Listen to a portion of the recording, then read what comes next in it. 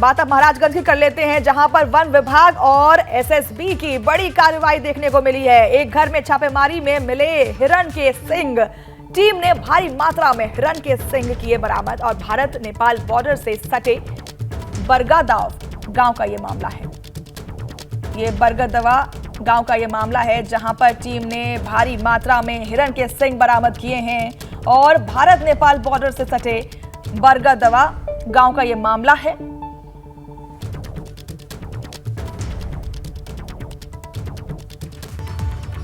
नमस्कार, मैं हूं आपके साथ मनीषा सिंह और आप देख रहे हैं एबीपी गंगा। खबर विकास नगर से आ रही है, जहां तेज बारिश के बाद घरों में पानी भर गया है।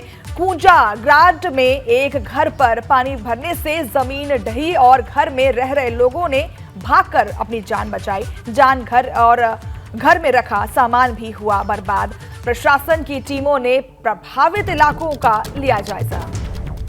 तो विकास नगर की ये तस्वीरें हैं, जहां तेज बारिश के कारण हर तरफ जल भराव की समस्या देखने को मिल रही है। कूंजा ग्रांट में एक घर ढह गया और जिसके बाद लोगों ने भागकर अपनी जान बचाई। घर में रखा सामान भी बर्बाद हो गया। तेज बारिश के कारण घर ढह गया था, जिसके बाद लोगों ने भागकर अपनी जान बचाई है। प्रशासन की टीमों ने प्रभावित इलाकों का जायजा लिया है और अब वहां के लोग इतने परेशान हैं। तेज बारिश के बाद घरों में पानी भर गया है, जिसकी वजह से प्रभावित इलाकों का जायजा लिया गया है प्रशासन की तरफ से। कूंजा ग्रांट में ये तस्वीरें आपको मिल रही हैं कूंजा ग्रांट से, जहां घर में रखा सामान भी बरामद हो चुका है। देख सकते हैं किस तरीके से घर ढह गया और जिसके बाद घर के अंदर रखा हुआ सामान बर्बाद हो चुका है। बारिश के बाद घरों में पानी भर गया था, उसके बाद ये मकान ढह गया। प्यार में जाति, धर्म, उम्र को एक किनारे कर पाकिस्तान की सीमा ने ग्रेटर नोएडा तक का सफर तय किया और मामला ग्रेटर नोएडा के रबुपुरा का है, जहां सचिन नाम के युवक का पबजी गेम के माध्यम से पाकिस्तानी महिला से संपर्क हुआ। उसके बाद दोनों दोस्ती हुई दोनों के बीच और फिर नेपाल में मुलाकात हुई। उसके बाद सीमा हैदर ने सचिन से शादी कर उसके साथ रहने का मन बना लिया और अपने चारों बच्चों को लेकर पाकिस्तान से नेपाल के रास्ते इंडिया आ गई और ग्रेटर नोएडा के रबुपुरा कस्बे में सचिन के साथ रहने लगी। लगभग 1.5 महीने तक एक साथ बिताने के बाद जैसे ही इसकी सूचना पुलिस को लगी तो ये लोग वहां से फरार हो गए, जिनको पुलिस ने हरियाणा के बल्लभगढ़ से गिरफ्तार कर लिया है। साथ ही पुलिस ने सीमा हैदर के 4 बच्चों को भी संरक्षण में ले लिया है। पकड़ी गई पाकिस्तानी महिला से पुलिस ने महिला का मैरिज सर्टिफिकेट मांगा, दस्तावेज और समेत पाकिस्तानी मोबाइल और सिम कार्ड बरामद किया है। फिलहाल पुलिस ने इस पूरे मामले में की तफ्तीश और जांच में जुटी हुई है। मामला ग्रेटर नोएडा में देखने को मिला है, जहां पाकिस्तानी महिला अपने 4 बच्चों के साथ नेपाल के रास्ते ग्रेटर नोएडा पहुंची। यहां पर उसका प्रेमी रहता था, जो सचिन था, वो उसके साथ यहाँ पर तकरीबन 1.5 माह तक रह रही थी और आज पुलिस ने उसे गिरफ्तार किया है। बताया जा रहा है कि वो अवैध रूप से यहाँ पर रह रही थी। इन दोनों के बीच पबजी खेलते दौरान जो है प्यार हुआ था और एक बार नेपाल में मुलाकात हुई थी। उसके बाद वो महिला नेपाल से वापस पाकिस्तान चली गई थी और उसके बाद उसने प्लान बनाया। उसके बाद वो भारत अपने बच्चों को लेकर यहाँ पर पहुँची और अवैध रूप से यहाँ रह रही थी। इसकी भनक पुलिस को पड़ी, पुलिस ने इसे धर दबोचा। Ravinder Jain, ABP news. में अवैध रूप से पाकिस्तानी महिला रह रही थी, उसे गिरफ्तार किया गया है। उसे ही नहीं, जो उसका प्रेमी था, जो उसे पनाह दे रहा था, उसे भी ग्रेटर नोएडा पुलिस ने गिरफ्तार किया है। हमारे साथ हैं डीसीपी साद मियां खां, उनसे जानेंगे कि किस तरह से महिला ग्रेटर नोएडा में रह रही थी, किसके साथ रह रही थी, किस तरह का इनका जो है प्रेम प्रसंग था। देखिए, एक पुलिस के पास सूचना थी कि पाकिस्तानी मूल की एक महिला है, उसके साथ 4 बच्चे हैं। यहाँ पे एक लोकल व्यक्ति है रबुपुरा में, जिसने उन्हें संरक्षण दिया है। इनकी ट्रेसिंग के लिए जो है टीम्स लगाई गई और फिर फाइनली पुलिस ने इन्हें बल्लभगढ़ हरियाणा से अरेस्ट किया। और अगली खबर बागपत से है, जहां महिला के साथ फार्म हाउस पर दुष्कर्म की वारदात को अंजाम दिया गया। 5 बदमाशों ने मारपीट के साथ महिला के साथ किया दुष्कर्म। महिला के पति और बच्चे को बंधक बनाकर वारदात को अंजाम दिया गया। महिला की शिकायत पर पुलिस ने केस दर्ज कर लिया है और सिंघावली अहिर थाना क्षेत्र के मेरठ बागपत हाईवे का ये मामला है। तो बागपत का ये मामला है जहां महिला के साथ मारपीट की गई और साथ ही साथ दुष्कर्म भी। ये थाना सिंघावली यही की घटना है जहाँ के एक व्यक्ति के द्वारा थाने पर आकर के ये सूचना दी गई कि वो सोनीपत के एक मालिक है जिनका फार्म हाउस है, उसी में अपनी पत्नी के साथ रहता है। आज रात में 2-3 व्यक्ति उस फार्म हाउस में कमरे के अंदर घुस आए और जहाँ पर पति और पत्नी को दोनों को अलग कर दिया और इनके साथ मारपीट किया। इनका 2 मोबाइल, 2 पंखे और कुछ तार लेकर के चले गए हैं। बाद में इनके द्वारा बताया गया कि पत्नी के साथ उन्होंने दुष्कर्म किया एक व्यक्ति ने। अभी करीब 10 दिन पहले इनके द्वारा ये भी बताया गया कि 2 लड़के रात में और आए थे, वो अपने को सोनीपत का बता रहे थे। घटना के संबंध में कुछ महत्वपूर्ण क्लू मिले हैं, पुलिस की तहकीकात की जा रही है, मुकदमा दर्ज कर लिया गया है। शीघ्र ही घटना का अनावरण किया जाएगा, जो भी इसमें संलिप्त होंगे गिरफ्तार कर आवश्यक वैधानिक कार्रवाई सुनिश्चित की जाएगी। फिरोजाबाद में एक सुनार ने अपने साथी सुनार के यहां ही चोरी करवा दी। दरअसल सुनार राकेश वर्मा पर करीब 25 लाख रुपए का कर्ज था, जिसके चलते उसने अपने बेटों से साथी सुनार के यहां करवाई चोरी और राकेश वर्मा के दोनों बेटों ने करीब 30 लाख के आभूषण चोरी कर दिए। जांच में पूरे मामले का खुलासा हुआ। फिलहाल पुलिस ने आरोपी राकेश वर्मा और उसके दोनों बेटों को गिरफ्तार कर लिया है। आरोपियों से पुलिस ने आभूषण भी बरामद किए हैं। तो पुलिस ने 3 कर्ज के चलते चोरी का मामला सामने आया है, जहां पुलिस ने तीनों को गिरफ्तार कर लिया है और 30 लाख के आभूषण चोरी किए गए थे, जिसे बरामद कर लिया गया है। उन्नाव की खबर है, जहां तेज रफ्तार ट्रक ने बाइक को रौंद दिया और हादसे में बाइक सवार 2 युवकों की दर्दनाक मौत हो गई। ट्रक के पहिए के नीचे आने से दोनों की मौके पर मौत हो गई। पुलिस ने दोनों के शव को पोस्टमार्टम के लिए भेज दिया है। अचलगंज थाना क्षेत्र के बस स्टॉप की यह घटना है। तो हादसे में बाइक सवार 2 युवकों की मौत हो गई है। ट्रक के पहिए के नीचे आने से दोनों की मौत हुई थी। और अगली खबर उन्नाव से है, जहां गंगा नहाने गए युवक की डूबकर मौत हो गई। शोर मचाने पर गोताखोरों ने शव को निकाला बाहर। मौत की सूचना मिलते ही परिजनों में कोहराम मच गया। पुलिस ने शव को कब्जे में लेकर पोस्टमार्टम के लिए भेजा है। बंगरा मऊ कोतवाली क्षेत्र के नाना मऊ गंगा घाट का यह मामला है। तो शोर मचाने के बाद गोताखोरों ने शव को बाहर निकाला है, लेकिन जब तक गोताखोर अंदर जाते और लोगों को निकालते, तब तक बच्चे की मौत हो चुकी थी। और अगली खबर फिरोजाबाद से आ रही है, जहां ज्वेलरी की दुकान पर चोरी का खुलासा। पुलिस ने 3 चोरों के साथ लूट का सामान किया बरामद। 446 ग्राम सोने के आभूषण भी बरामद किए गए हैं। 30 लाख का बताया गया है लूटा हुआ सामान। और बड़ा बाजार सुनार गली में ये वारदात हुई थी। तो पुलिस ने 446 ग्राम सोने के आभूषण बरामद कर लिए हैं। साथ ही साथ चोरों को भी पकड़ लिया है। 30 लाख का बताया जा रहा है बरामद सोना। और ज्वेलरी की दुकान में ये चोरी हुई थी, जिसके बाद अब चोरों को गिरफ्तार कर लिया गया है और साथ ही साथ बरामद किए गए हैं सारे सोने जो चोरी किए गए थे। फिरोजाबाद की यह घटना है, जहां ज्वेलरी की शॉप में चोरी हुई थी। जालौन से खबर आ रही है, जहां पिकनिक मनाने आई 2 सगी बहनें बेतवा नदी में डूब गईं। एक युवती तेज बहाव में बह गई और एक को परिजनों ने बचा लिया। सूचना पर पुलिस के साथ पहुंचे गोताखोर कोटरा थाना क्षेत्र के सरहाला घाट स्थित बेतवा नदी की यह घटना है और अभी सर्च ऑपरेशन जारी है। एक बच्ची को बचा लिया गया था, दूसरी बच्ची बहाव में बह गई है, तेज बहाव में बह गई है, जिसकी सर्च ऑपरेशन अभी जारी है। गोताखोर वहां मौजूद हैं और बच्ची को बचाने की हर वो कवायद की जा रही है। जालौन की एक खबर है, जहां बेतवा नदी में 2 सगी बहनें पिकनिक मनाने गई थी और बहाव में एक बहन बह गई। और अगली खबर कानपुर से है, जहां हुंडई कार के शोरूम में 10 लाख रुपए कैश की चोरी हुई है। सुरक्षाकर्मी के तैनात होने के बावजूद बदमाशों ने की चोरी। चोरी की पूरी घटना सीसीटीवी कैमरे में कैद हो गई है। महाराजपुर थाना क्षेत्र के रूमा इलाके की यह घटना है। तो सुरक्षाकर्मी होने के बावजूद बैंक में चोरी हो जाती है। चोरी की पूरी घटना, पूरी वारदात सीसीटीवी कैमरे में कैद हो जाती है। महाराजपुर थाना क्षेत्र का यह मामला है।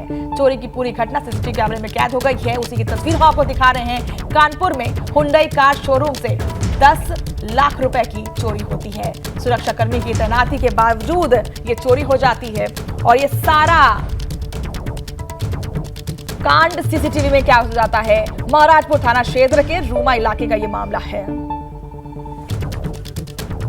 कानपुर की ये वारदात है जहां हुंडई कार शोरूम में 10 लाख रुपए चोरी हो जाते हैं। पूरी वारदात सीसीटीवी कैमरे में कैद है।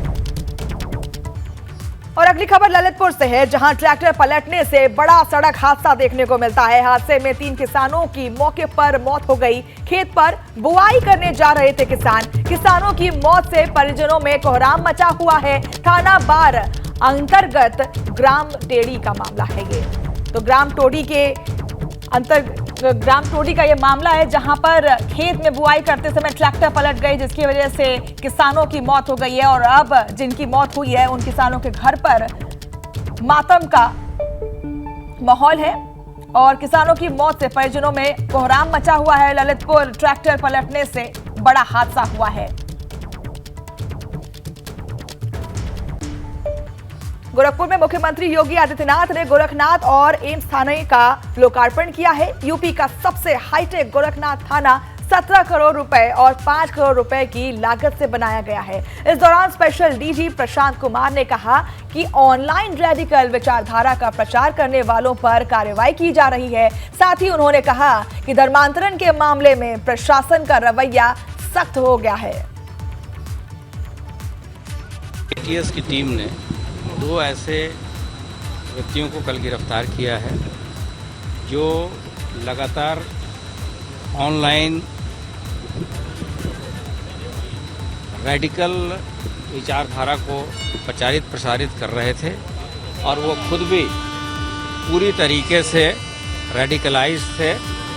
उनके बाद से कुछ ऐसे डॉक्यूमेंट्स मिले हैं जिनके आधार पे उनकी गिरफ्तारी की गई है।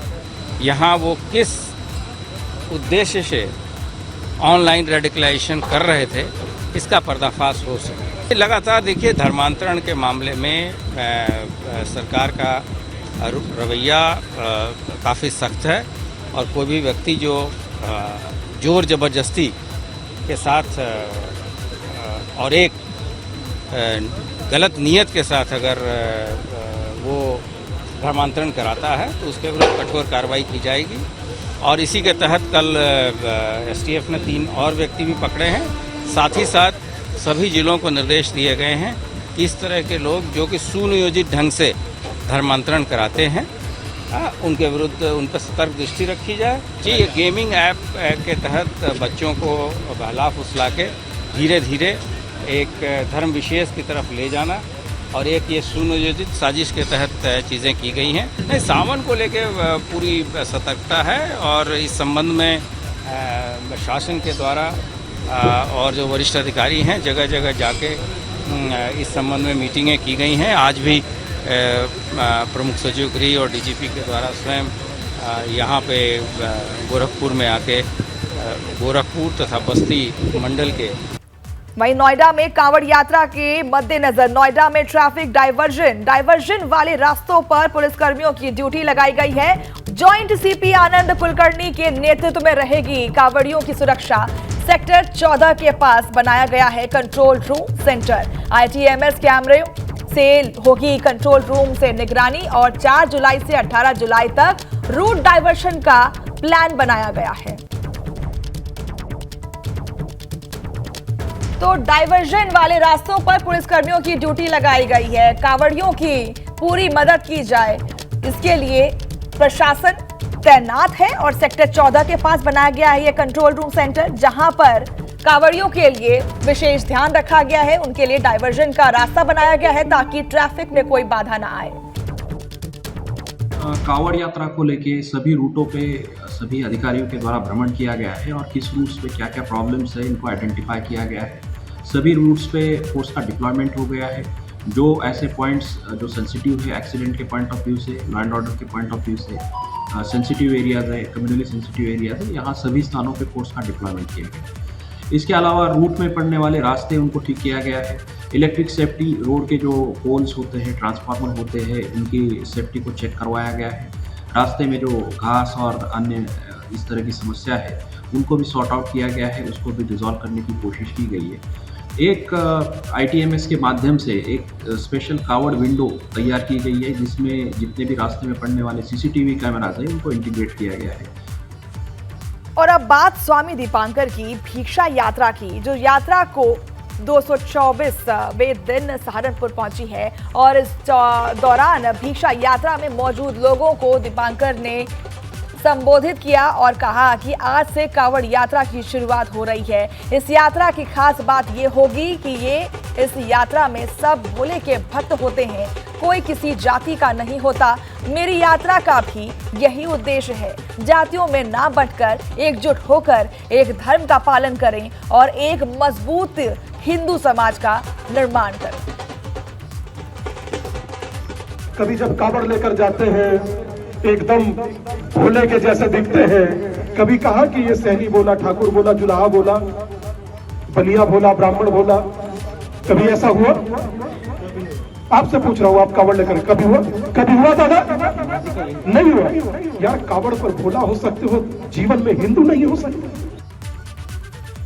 सीएम योगी ने सावन के पहले दिन गोरखनाथ मंदिर में रुद्राभिषेक और हवन किया। इससे पहले उन्होंने रेल डाक सेवा के नए भवन, प्रदेश के अत्याधुनिक और हाईटेक थानों में से एक गोरखनाथ थाना और एम्स थाना भवन का लोकार्पण किया। तस्वीरों में आप देख सकते हैं किस तरीके से सीएम योगी लोकार्पण के लिए यज्ञ और पूजा कर रहे हैं। गोरखपुर में बना यूपी में सबसे बड़ा और सबसे अत्याधुनिक हाईटेक थाना, और उसी का लोकार्पण किया जा रहा है सीएम योगी के द्वारा। आज गोरखपुर दौरे का उनका पहला दिन है। 3 दिन के लिए वो गोरखपुर रहेंगे और इसी कड़ी में आज उन्होंने थानों का लोकार्पण किया। तो यूपी में हुई बारिश लोगों के लिए आफत और राहत दोनों लेकर आई है। बुलंदशहर में जहां पानी से, गर्मी से राहत मिली, तो रायबरेली में तेज बारिश ने नगर पालिका की पोल खोलकर रख दी। पहली तेज बारिश के बाद मोहल्ले की सड़क तालाब बन गई। तो 2 तस्वीरें आपके सामने हैं, जहां पर एक तरफ बुलंदशहर की तस्वीरें हैं जहां पर लोगों को राहत मिलती हुई दिखाई दे रही है। गर्मी से, लू से राहत मिली है। बारिश की वजह से तापमान में भी खास गिरावट हुई है, जिसकी वजह से लोग अब राहत की सांस ले रहे हैं। वहीं दूसरी तरफ रायबरेली की तस्वीर है जहां पर आफत का मंजर देखने को मिल रहा है। हर तरफ जल भराव और गंदा नाले का पानी रोड पर।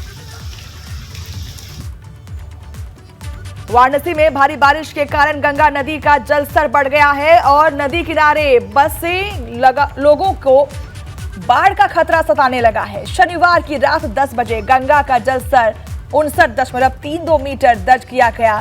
केंद्रीय जल आयोग के अनुसार गंगा के जलस्तर में 2 सेंटीमीटर प्रति घंटे की रफ्तार से बढ़ाव हो रहा है। तो लगातार गंगा स्तर या फिर हम कहें जल स्तर में बढ़ाव हो रहा है, जिसकी वजह से लोगों को अब बाढ़ की चिंता सताई जा रही है।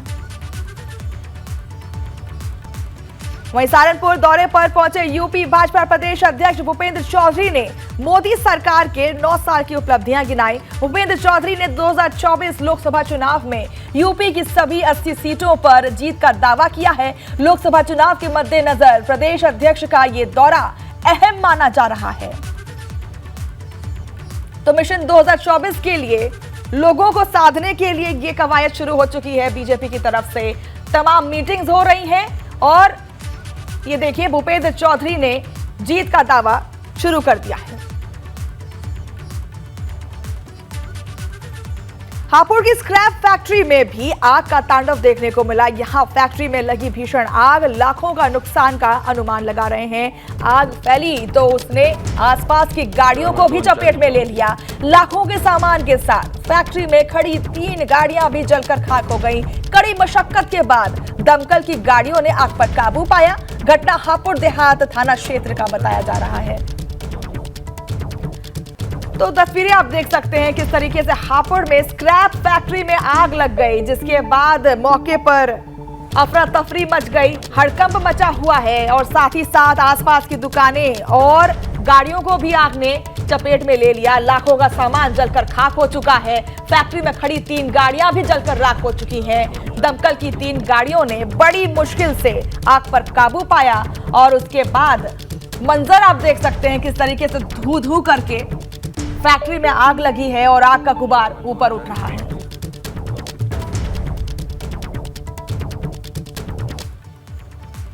बस्ती में भारी बारिश से जनजीवन अस्त व्यस्त हो गया है। सदर ब्लॉक के धरौली गांव में प्राइमरी स्कूलों में पानी भर गया है, जिसके चलते बच्चों और टीचरों का स्कूल जाना भी मुश्किल हो गया है। ऐसा कोई रास्ता नहीं बचा है जहां पानी ना भरा हो, जिससे अब स्कूल पहुंचने वाले बच्चों की संख्या भी कम हो गई है। बताया जा रहा है कि जब भी बारिश होती है स्कूल के हालात ऐसे ही हो जाते हैं। स्कूल स्टाफ को भी पानी में उतरकर ही स्कूल पहुंचना पड़ता है। मामले में बीएसए ने कार्रवाई की बात कही है। तो स्कूल की तस्वीरें आप देख सकते हैं, प्राइमरी स्कूल की तस्वीरें मिली है, उसको हम उसको भी जांच करवा लेंगे। वो नाली कहाँ बन रही, किनारे बन रही, जैसी बन रही है, क्योंकि छुट्टियां थी, तो उसके बाद हम उसको जांच करवा के उसका जो भी होगा, अगर किसी कोई इसमें उस तरह से पाया जाता है तो खिलाफ करेंगे। एबीपी गंगा, खबर आपकी, जुबान आपकी।